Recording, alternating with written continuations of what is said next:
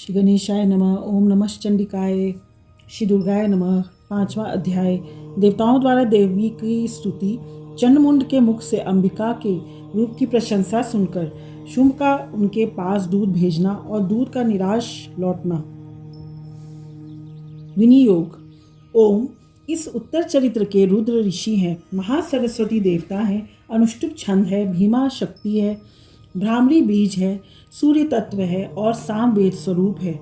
महासरस्वती की प्रसन्नता के लिए उत्तर चरित्र के पाठ में इसका विनियोग किया जाता है।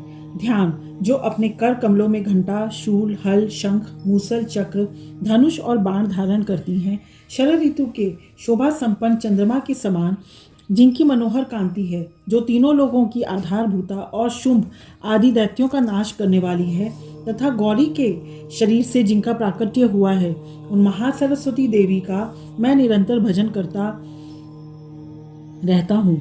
ऋषि कहते हैं, पूर्व काल में शुंभ और निशुंभ नामक असुरों ने अपने बल के घमंड में आकर शचीपति इंद्र के हाथ से तीनों लोकों का राज्य और यज्ञ भाग छीन लिए।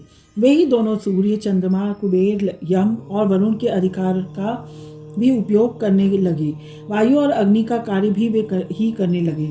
उन दोनों ने सब देवताओं को अपमानित, राज्य भ्रष्ट, पराजित तथा अधिकारहीन करके स्वर्ग से निकाल दिया।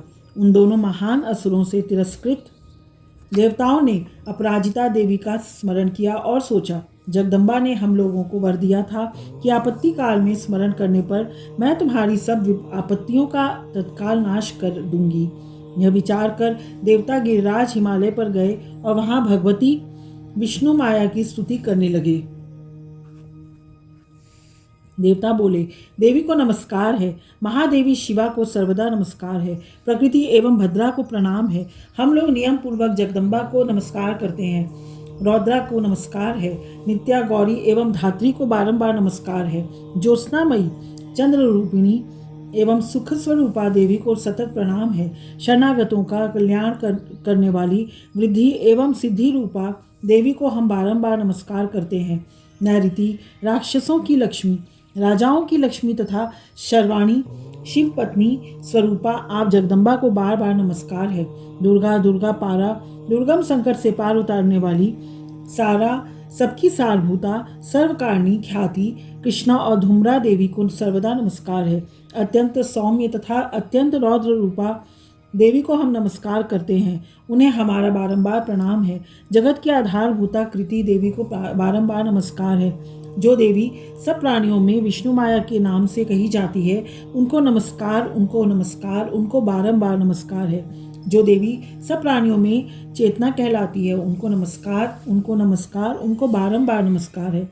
जो देवी सब प्राणियों में बुद्धि रूप से स्थित है, उनको नमस्कार, उनको नमस्कार, उनको बारंबार नमस्कार है। जो देवी सब प्राणियों में निद्रा रूप से स्थित हैं, उनको नमस्कार, उनको नमस्कार, उनको बारंबार नमस्कार है।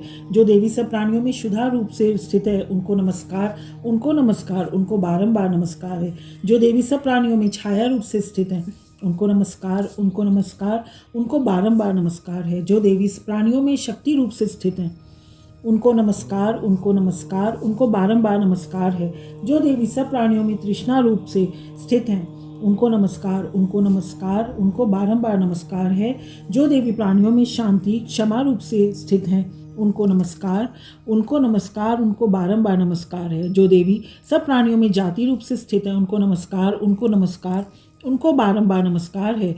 जो देवी सब प्राणियों में लज्जा रूप से स्थित है, उनको नमस्कार, उनको नमस्कार, उनको बारंबार नमस्कार है। जो देवी सब प्राणियों में शांति रूप से स्थित है, उनको नमस्कार, उनको नमस्कार, उनको बारंबार नमस्कार है। जो देवी सब प्राणियों में श्रद्धा रूप से स्थित हैं, उनको नमस्कार, उनको नमस्कार, उनको बारंबार नमस्कार है। जो देवी सब प्राणियों में कांति रूप से स्थित हैं, उनको नमस्कार, उनको नमस्कार, उनको बारंबार नमस्कार है। जो देवी सब प्राणियों में लक्ष्मी रूप से स्थित हैं, उनको नमस्कार, उनको नमस्कार, उनको बारंबार नमस्कार है। जो देवी सब प्राणियों में वृत्ति रूप से स्थित हैं, उनको नमस्कार, उनको नमस्कार, उनको बारंबार नमस्कार है। जो देवी सब प्राणियों में स्मृति रूप से स्थित हैं, उनको नमस्कार, उनको नमस्कार, उनको बारंबार नमस्कार है। जो देवी सब प्राणियों में दया रूप से स्थित हैं, उनको नमस्कार, उनको नमस्कार, उनको बारंबार नमस्कार है। जो देवी सब प्राणियों में तुष्टि रूप से स्थित हैं, उनको नमस्कार, उनको नमस्कार, उनको बारंबार नमस्कार है। जो देवी सब प्राणियों में माता रूप से स्थित हैं, उनको नमस्कार, उनको नमस्कार, उनको बारंबार नमस्कार है।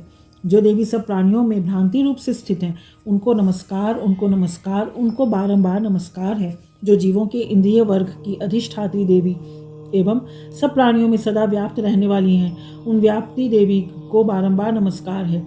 जो देवी जी चैतन्य रूप से इस संपूर्ण जगत को व्याप्त करके स्थित हैं, उनको नमस्कार, उनको नमस्कार, उनको बारंबार नमस्कार है। पूर्व काल में अपने अभिष्ट की प्राप्ति होने से देवताओं ने जिनकी स्तुति की तथा देवराज इंद्र ने बहुत दिनों तक जिनका सेवन किया, वह कल्याण की साधन भूता ईश्वरी हमारा कल्याण और मंगल करे तथा सारी आपत्तियों का नाश करे। उद्दंड दैत्यों से सताए हुए हम सभी देवता जिन परमेश्वरी को इस समय नमस्कार करते हैं तथा जो भक्ति से विनम्र पुरुषों द्वारा स्मरण की जाने पर तत्काल ही संपूर्ण विपत्तियों का नाश कर देती है, वे जगदम्बा हमारा संकट दूर करें। ऋषि कहते हैं, राजन, इस प्रकार जब देवता स्तुति कर रहे थे उस समय पार्वती देवी गंगा जी के जल में स्नान करने के लिए वहां आई। उन सुंदर भावों वाली भगवती ने देवताओं से पूछा, आप लोग यहाँ किसकी स्तुति करते हैं? तब उन्हीं के शरीर कोश से प्रकट हुई शिवा देवी बोली, शुंभ दैत्य से तिरस्कृत और युद्ध में निशुंभ से पराजित हो यहाँ एकत्रित हुए ये समस्त देवता यह मेरी ही स्तुति कर रहे हैं। पार्वती जी के शरीर कोश से अंबिका का प्रादुर्भाव हुआ था, इसलिए वे समस्त लोकों में कौशिकी कही जाती हैं। कौशिकी के प्रकट होने के बाद पार्वती देवी का शरीर काले रंग का हो गया, अतः वे हिमालय पर रहने वाली कालिका देवी के नाम से विख्यात हुई। तदनंतर शुंभ निशुंभ के भृत्य चंड मुंड वहां आए और उन्होंने परम मनोहर रूप धारण करने वाली अंबिका देवी को देखा। फिर वे शुंभ के पास जाकर बोले, महाराज, एक अत्यंत मनोहर स्त्री है जो अपनी दिव्य कांति से हिमालय को प्रकाशित कर रही है। वैसा उत्तम रूप कहीं किसी ने भी नहीं देखा होगा। असुरेश्वर, पता लगाइए वह देवी कौन है और उसे ले लीजिए। स्त्रियों में तो वह रत्न है, उसका प्रत्येक अंग बहुत ही सुंदर है तथा वह अपने श्री अंगों की प्रभा से संपूर्ण दिशाओं में प्रकाश फैला रही है। दैत्यराज, अभी वह हिमालय पर ही मौजूद है, आप उसे देख सकते हैं। प्रभो, तीनों लोकों में मणि, हाथी और घोड़े आदि जितने भी रत्न हैं, वे सब इस समय आपके घर में शोभा पाते हैं। हाथियों में रत्नभूत ऐरावत, यह पारिजात का वृक्ष और यह उच्च श्रवा घोड़ा, यह सब आपने इंद्र से ले लिया है। हंसों से जुटा हुआ यह विमान भी आपके आंगन में शोभा पाता है। यह रत्नभूत अद्भुत विमान जो पहले ब्रह्मा जी के पास था, अब आपके यहाँ लाया गया है। यह महापद्म नामक निधि आप कुबेर से छीन लाए हैं। समुद्र ने भी आपको किंचलकिनी नाम की माला भेंट की है, जो केसरों से सुशोभित है और जिसके कमल कभी कुम्हलाते नहीं है। सुवर्ण की वर्षा करने वाला वरुण का छत्र भी आपके घर में शोभा पाता है तथा यह श्रेष्ठ रथ जो पहले प्रजापति के अधिकार में था, अब आपके पास मौजूद है। दैत्येश्वर मृत्यु की उत्क्रांतिदा नाम वाली शक्ति भी आपने छीन ली है तथा वरुण का पाश और समुद्र में होने वाले सब प्रकार के रत्न आपके भाई निशुंभ के अधिकार में है। अग्नि ने भी स्वतः शुद्ध किए हुए 2 वस्त्र आपकी सेवा में अर्पित किए हैं। दैत्यराज, इस प्रकार सभी रत्न आपने एकत्र कर लिए हैं। फिर जो यह स्त्रियों में रत्न रूप कल्याणमयी देवी हैं, इसे आप क्यों नहीं अपने अधिकार में कर लेते? ऋषि कहते हैं, चंडमुंड का यह वचन सुनकर शुंभ ने महादैत्य सुग्रीव को दूत बनाकर देवी के पास भेजा और कहा, तुम मेरी आज्ञा से उसके सामने ये बातें कहना और ऐसा उपाय करना जिससे प्रसन्न होकर वह शीघ्र ही यहाँ आ जाए। वह दूत पर्वत के अत्यंत रमणीय प्रदेश में जहाँ देवी मौजूद थी गया और मधुर वाणी में कोमल वचन बोला।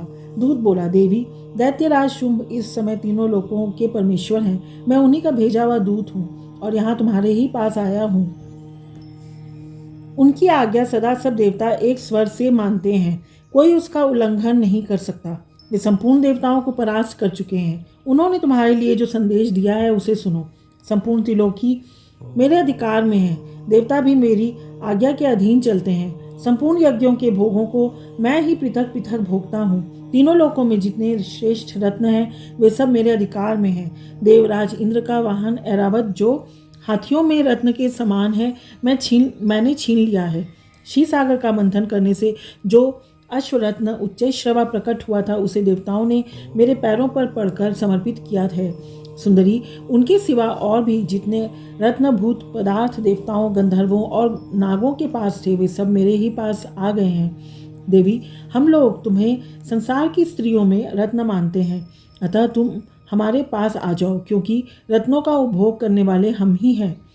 चंचल कटाक्षों वाली सुंदरी, तुम मेरी या मेरे भाई महापराक्रमी निशुंभ की सेवा में आ जाओ, क्योंकि तुम रत्न स्वरूपा हो।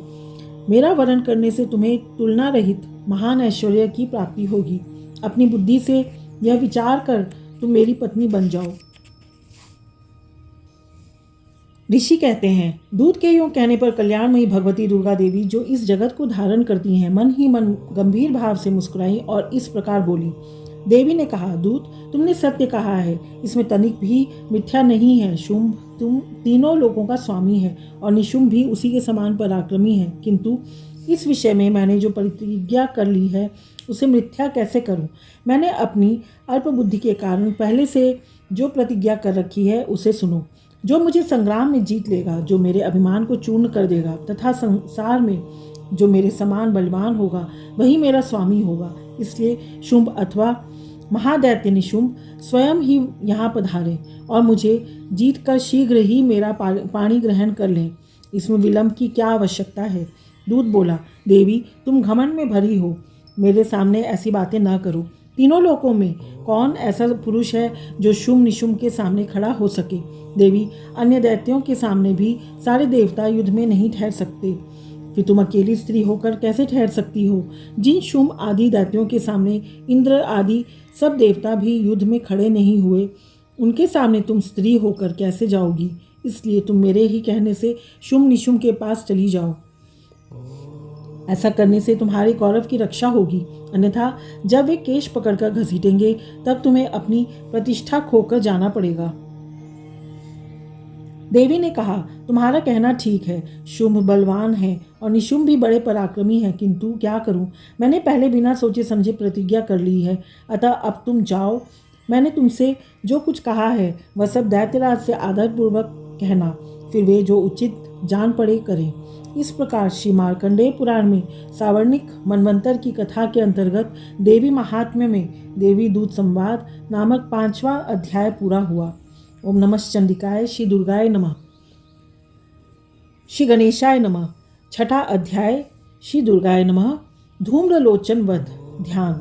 मैं सर्वज्ञेश्वर भैरव के अंक में निवास करने वाली परमोत्कृष्ट पद्मावती देवी का चिंतन करती हूँ। वे नागराज के आसन पर बैठी हैं। नागों के फणों में सुशोभित होने वाली मणियों की विशाल माला से उनकी देहलता उद्भासित हो रही है। सूर्य के समान उनका तेज है। 3 नेत्र उनकी शोभा बढ़ा रहे हैं। वे हाथों में माला, कुंभ, कपाल और कमल लिए हुए हैं तथा उनके मस्तक में अर्धचंद्र का मुकुट सुशोभित है। ऋषि कहते हैं, देवी का यह कथन सुनकर दूत को बड़ा अमर्ष हुआ और उसने दैत्यराज के पास जाकर सब समाचार विस्तार पूर्वक कह सुनाया। दूत के उस वचन को सुनकर दैत्यराज कुपित हो उठा और दैत्य सेनापति धूम्रलोचन से बोला, धूम्रलोचन, तुम शीघ्र अपनी सेना साथ लेकर जाओ और उस दुष्टा के केश पकड़कर घसीटते हुए उसे बलपूर्वक यहाँ ले आओ। उसकी रक्षा करने के लिए यदि कोई दूसरा खड़ा हो तो वह देवता, यक्ष अथवा गंधर्व ही क्यों न हो, उसे अवश्य ही मार डालना।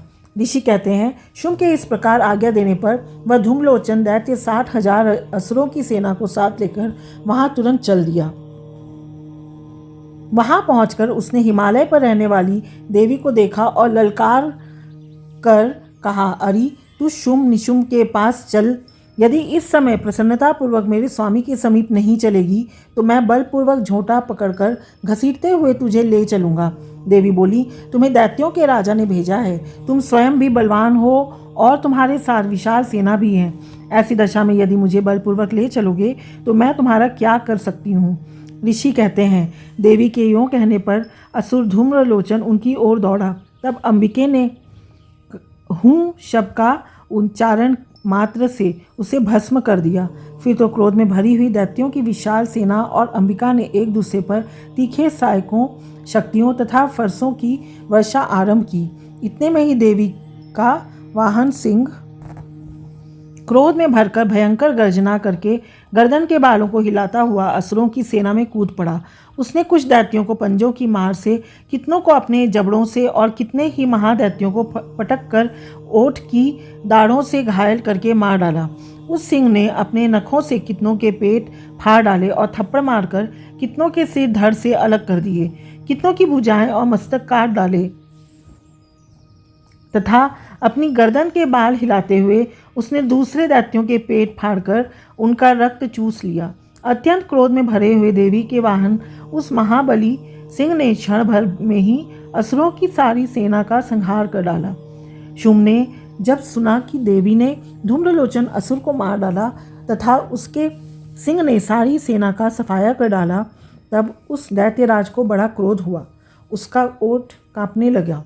उसने चंड और मुंड नामक दो महादैत्यों को आज्ञा दी, हे चंड और हे मुंड, तुम लोग बहुत बड़ी सेना लेकर वहां जाओ।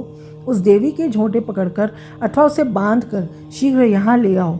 यदि इस प्रकार उसको लाने में संदेह हो तो युद्ध में सब प्रकार के अस्त्र शस्त्रों तथा समस्त आसुरी सेना का प्रयोग करके उसकी हत्या कर डालना।